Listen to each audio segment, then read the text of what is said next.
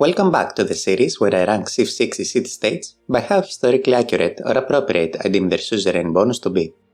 This is the second part, so I highly suggest watching the first video if the concept seems interesting to you. Without further ado, let's get back into it. We're going back to the British Isles to find the industrial city-state of Cardiff. Cardiff's suzerain bonus provides the player cities with extra power for every harbour building present there. So we're dealing with a straightforward bonus that relates to energy and harbours. Let's see where we can go from that. Well, Cardiff in the late 18th century was a pretty insignificant town, with a population of only 1,870, ranking it the 25th largest town in Wales. But this was about to soon change with the construction of the Cardiff docks by John Crichton Stuart and the arrival of the Industrial Revolution. The South Wales Valley contained some of the richest coal deposits in Britain, and Cardiff soon became the primary export hub for that coal. By the 1880s, Cardiff had grown from one of the smallest towns in Wales to the largest, and its port was handling more coal than any other in the world. For a brief period before World War I, the tonnage of cargo handled at Cardiff's port actually outstripped that of either London or Liverpool, an impressive feat. It was at the Cardiff Coal Exchange where the global price of steam coal was set every day. And well, coal was pretty important in the industrial era, so you can imagine what that meant for Cardiff, economically speaking. Considering that coal in Civ 6 is the first resource that is connected to electrical power, I think it makes a lot of historical sense for Cardiff, whose port was known for mostly handling coal, to have a bonus related to electrical power, scaling with the size of ports. Cardiff's city-state symbol is the iconic Welsh dragon, a heraldic symbol with a long history that appears in the Welsh flag. I think that Cardiff's suzerain bonus is very cleanly designed and historically grounded, and is deserving of A tier. It's as close to S tier as possible though. Up next we have Chinguetti in Mauritania, a religious city-state whose bonus grants your trade routes +1 faith for every follower in the destination city of your religion. Chinguetti was founded in the 13th century in what is now Mauritania, and quickly became an important stop for caravans crossing the Sahara Desert. The city prospered mostly through trade, but it also developed into one of the most important centers of Islamic learning in West Africa. Sometimes referred to as the 7th holiest city in Islam in Sufi tradition, it was known as the Gate to Mecca for Sub-Saharan Africa. For West African Muslims who wanted to take the Hajj pilgrimage to Mecca but could not afford to travel all the way, Chinguetti itself became a pilgrimage destination in its own right. Its Friday mosque is still standing today, a mud brick minaret with ostrich eggs embedded at each corner of its tower, surrounded by the encroaching Saharan sand. In the past, scholars, pilgrims and merchants would all pass through Chinguetti, and that combination of trade routes and religious significance is what the bonus reflects the way I see it. The exact mechanic of scaling faith with a number of followers feels like a gameplay abstraction, but the connection between commerce and religious influence itself has historical backing. Chinguetti's city-state symbol makes reference to the aforementioned Friday Mosque of Chinguetti, which is a UNESCO World Heritage Site along with the city itself. They're both sadly in the danger list, because of the intense desertification of the area. I like how the game combines the religious and trade-based character of the city in its prime, and I think B tier is a good place for it. We don't have to move very far to reach Fez, the scientific city-state that grants you science whenever you convert a city to your religion for the first time. This bonus might seem a bit weird at first, combining science and faith, but I think there's a very reasonable argument we can make for it. Founded in 789 AD by Idris I, Fez became the intellectual capital of the medieval Islamic world in North Africa, with its defining institution being Al-Qarawiyyin, a mosque and educational complex established in 859 AD by Fatima al-Fihri, a Tunisian immigrant. Al-Qarawiyyin is often considered to be the oldest continuously operating university in the world, and attracted scholars from across the Islamic world and beyond. Many different subjects, such as mathematics, astronomy, medicine and religion, would be in the curriculum. I think it's safe to say that the connection between conversion and science comes from the specific way Islamic scholarship spread. When a city was brought into the Islamic world, by way of conquest or otherwise, the Arabic language came with it, bringing access to a vast body of translated Greek, Persian and Indian scientific texts. Mosques and madrasas were built, which doubled as schools. Fez in particular was a big scholarly center, attracting scholars from across North Africa Al-Andalus, and beyond. Maybe it's a stretch to connect the bonus specifically to Fez rather than to any prominent Islamic city, but given that Fez was the preeminent center of learning in the region, I think the developers were justified in assigning it here. Fez's in-game symbol is based on the geometric shape present in Morocco's old flag. The shape is commonly found throughout the city's medinas and mosques as part of ornate geometric tilework. I think Fez's bonus is a bit too generic and abstract in my opinion. It does connect science and religion, both fitting with Fez's history, and it's an interesting combination in-game, but that's as far as it goes. I think it belongs in B tier. It's similar to Chinguetti, but a bit worse in my opinion. Going back to Europe, we find one of my favorite suzerain bonuses so far, belonging to Geneva, the scientific city-state that provides extra scientific output as long as you are at peace with every civilization. The condition being tied to peace is a big part of the bonus, of course, and it can't be connected to anything else other than Switzerland's famous neutrality. This fame is very based in reality, however, with Swiss neutrality as a formal status dating back to the Congress of Vienna in 1815. In 1863, the International Committee of the Red Cross was founded in Geneva. In 1864, the first Geneva Convention was signed, establishing the rules of war. In 1919, Geneva was chosen as the seat of the League of Nations. After World War II, from which Switzerland abstained, the United Nations placed its European headquarters there. Today, Geneva hosts 36 international organizations and around 700 NGOs, making it the world's largest center for international diplomacy and peace talks. Having its in-game bonus being tied to a peaceful existence is obviously a nod to this diplomatic legacy. But why would the bonus be related to science specifically?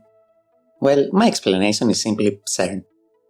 The European Organization for Nuclear Research, established in 1954 just outside Geneva, is where some of the most significant scientific discoveries of the modern era have been made, including the discovery of the Higgs boson in 2012, and where the World Wide Web was invented in 1989 by Tim Berners-Lee.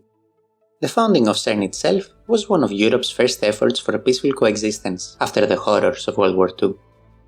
I think the bonus does a perfect job at showcasing Geneva's contribution to both international diplomacy and scientific progress. I really like how the bonus itself is more strict with its requirements. You're either peaceful and get it, or you're not and you get nothing. Geneva's symbol is a representation of the keys of Peter, which are present in the flag of Geneva. I think it would be unfair to place Geneva in any tier other than S. It's a nice bonus with perfect historical justifications for both its parts, and the way it has been implemented is interesting and unique. I think this is my favorite one so far, and it'll be a bit difficult to top, but we'll see. Staying in Europe but heading south, we find the militaristic city-state of Granada, that allows its suzerain to construct the Alcazar improvement, which provides culture, a defensive bonus to occupying units, later tourism, and science based on the appeal of the tile. Granada was the last Islamic kingdom in Europe. Founded in 1238 by Muhammad ibn Yusuf, the Nasrid dynasty ruled the Emirate of Granada for over 2.5 centuries, surrounded on all sides by the expanding Christian kingdoms of the Reconquista. It was during that period of war in the Iberian Peninsula when the Nasrid rulers built many alcazars. The word Alcazar comes from the Arabic Al-Qasr, meaning the palace or the fortress. Throughout medieval Islamic Spain, Alcazars served as fortified palaces that had both a militaristic as well as a royal purpose. They protected important cities, housed the rulers, and often became showcases of architecture and craftsmanship, many of them surviving the Reconquista and becoming famous landmarks in the modern day. It's clear from all the different bonuses that the developers tried to capture the evolving role of the Alcazar during the centuries. The defensive bonus is the most obvious one, since Alcazars were built to defend strategic locations, acting literally as forts. The culture bonus is pretty obviously tied to the architectural and artistic significance, while the tourism generated after flight represents their modern status as one of Spain's most visited historical landmarks. However, the science bonus coming from the appeal of the tile is the most difficult to justify historically. I couldn't find any obvious ties between Alcazars and scientific progress, so as I see it, my only option would be to tie it to the Islamic Golden Age, a period that also encapsulated Nasrid Granada later on. Granada's city-state symbol is a pomegranate, which was present in the coat of arms of the Kingdom of Granada under Castilian rule. While I generally like the Alcazar improvement, which combines military and cultural aspects, the science bonus kinda brings it down a bit. making me want to place it in the B tier. The fact that the Alhambra is also present in game as a wonder overshadows the more generic Alcazars a bit in my eyes, I don't know. We now have to go back in time to the 13th century BC in Anatolia to find Hattusa, the scientific city-state that provides the player with 2 of its strategic resources that they haven't already improved. This is a bit of an interesting one. Hattusa was the capital of the Hittite Empire, one of the great powers of the Bronze Age, which at its height rivaled Egypt for dominance of the Levant. The Hittites are best known for 2 things. The first recorded peace treaty in history, signed with Ramses II after the Battle of Kadesh, and their mastery of iron. I think their suzerain bonus is an obvious reference to the latter. While the Hittites did not invent iron working, it is very clear that they were among the first civilizations to refine it and use it in novel ways. Hittite kings used iron daggers as diplomatic gifts to other monarchs, signaling their technological edge. They were also known as fierce warriors, with their war chariots being one of the fiercest late Bronze Age military units, which we can tie to another strategic resource in game, the horse. So with the Hittites having a pretty direct historical connection to the first 2 strategic resources of Civ 6, I think a part of their bonus is very justified. However, having them be a scientific city-state feels a bit strange and out of place, unless we justify it by saying they were ancient masters of ironworking. But even then that feels more like a militaristic trait. It also feels very weird that being a suzerain of Hattusa can make you get early uranium, but what can you do? Hattusa's in-game symbol is a neat reference to the Hittite sun disk, an incredibly old symbol that was found in tombs dating to the early Bronze Age. I am not really sure about this one. The strategic resources bonus makes sense for the early game, but it quickly becomes very historical, and having the city-state be scientific just doesn't sit right with me. I get that making bonuses for such an ancient civilization is a tough ask, however. I think I'll place Hattusa in the C tier. Next up, we have Hong Kong, the industrial city-state that grants a 20% production bonus when building city projects. City projects in Civ 6 are various large-scale endeavors that, in my eyes, represent a city focusing its production capacity towards a specific goal, be it cultural enrichment, funding science, or hosting competitions. I feel like we can make a pretty neat connection to the development of Hong Kong in the 20th century based on this analysis. After World War II, Hong Kong developed very rapidly from a trading port into a full manufacturing powerhouse. By the 1960s, Hong Kong was the world's largest producer of toys, watches, and textiles, a very impressive feat. While this manufacturing was done mostly by small and medium enterprises, the government played its part by supporting extensive public housing programs, land reclamations, and massive infrastructure investment.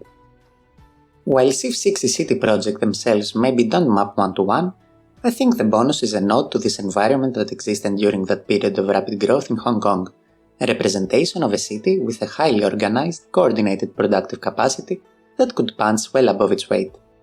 Hong Kong's symbol is based on the flower of the Hong Kong orchid tree, which also appears on its flag. I think the effect here maybe looks better at a distance than under closer inspection, but I still like it well enough to put it in the A tier. Moving to the Americas, we find Hunza, the trade city-state whose bonus grants +1 gold for every 5 tiles a trade route travels. I'll be honest and say that I had no idea what Hunza was, and when looking into it, I initially assumed it referred to the Hunza Valley, which was an important part of the ancient Silk Road, which could explain its bonus in-game. However, Hunza's Civilopedia entry makes it clear that we're talking about a different Hunza here. Hunza is the indigenous name of present-day Tunja in Colombia, one of the principal cities of the Muisca Confederation. The Muisca developed one of the most prosperous societies in pre-Columbian South America, with their wealth built on the exchange of salt, emeralds, textiles, and finely crafted gold objects.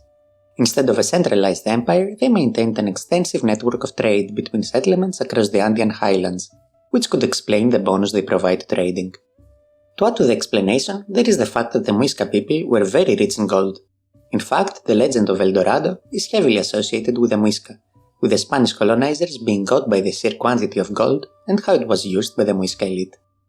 Hunza's city-state symbol is based on a tunjo, small figures made of gold, used mainly for religious rituals. I just find this bonus to be almost painfully generic, sadly. I think the people that inspired the legend as grand as El Dorado deserve something more cool and unique, which makes me place this in the D tier. Visiting southern Levant, we have Jerusalem, a religious city-state whose bonus causes all of your cities with holy sites to exert religious pressure as if they were holy cities. Few cities in history have held the religious significance of Jerusalem, so it's not surprising at all to see it represented as a religious city-state. Sacred to Judaism, Christianity and Islam, it has been a center of pilgrimage, worship and theological thought for thousands of years.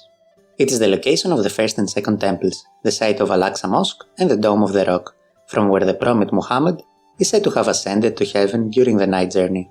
And it is also central to Christianity, as the city where Jesus was crucified, buried and resurrected, with the Church of the Holy Sepulchre built over the traditional site.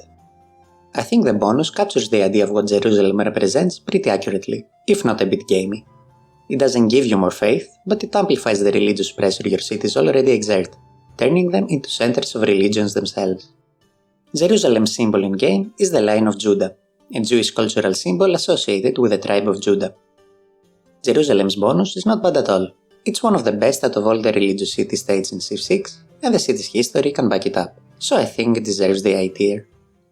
Going back to Africa, we find the wealthiest city in South Africa, Johannesburg, the industrial city-state that provides +1 production for every type of improved resource in your city, increasing to +2 after the industrialization technology.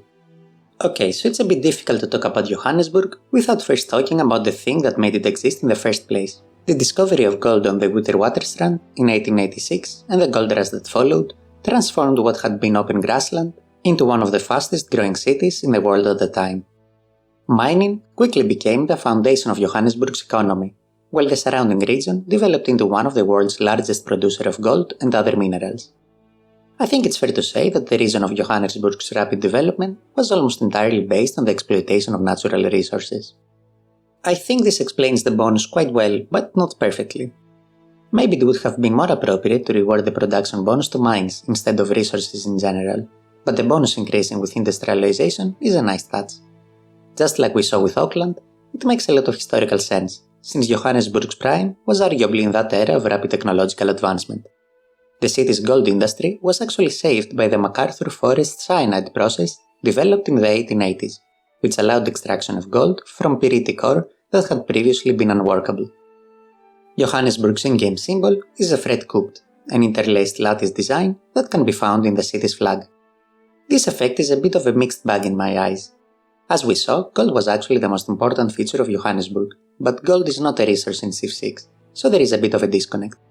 But I think I get what the designers were going for in any case. It's just a bit generic, so I think C tier is a fair place for it.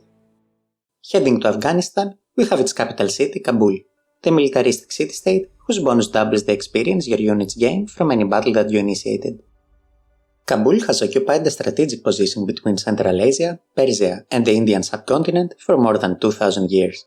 Because of this location, the city has repeatedly found itself on the path of invading armies.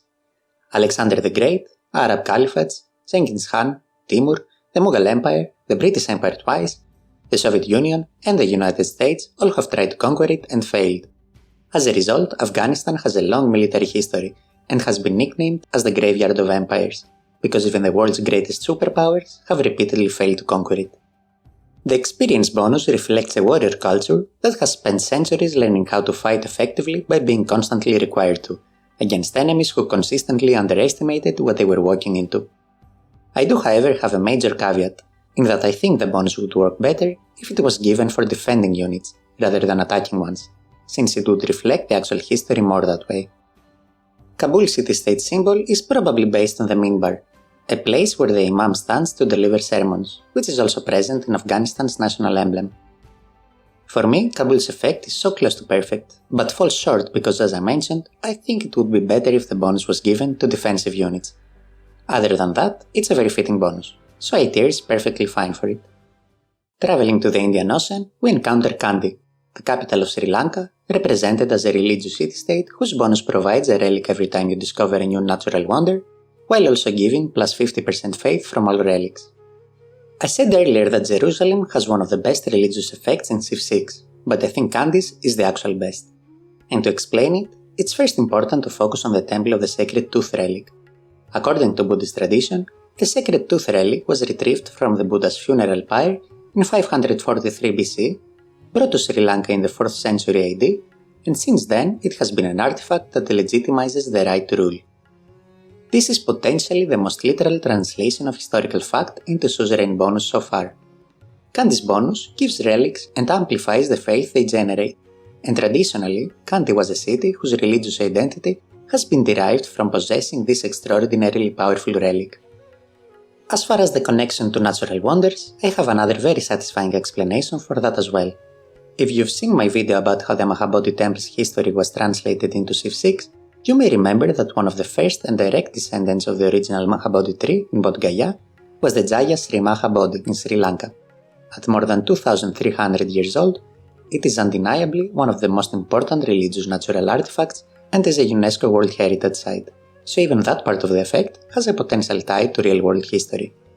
Kandy's city-state symbol is that of a stupa, a Buddhist monument used for meditation and as a repository for religious artifacts and relics. This bonus is my favorite one so far, without question. Anything other than S tier would be unfair for it. Alright, this is enough for this part. I wonder if Kandy will be surpassed by any of the remaining city-states. If you enjoyed the video and want to stick around for the next parts, make sure you subscribe. And thanks for watching.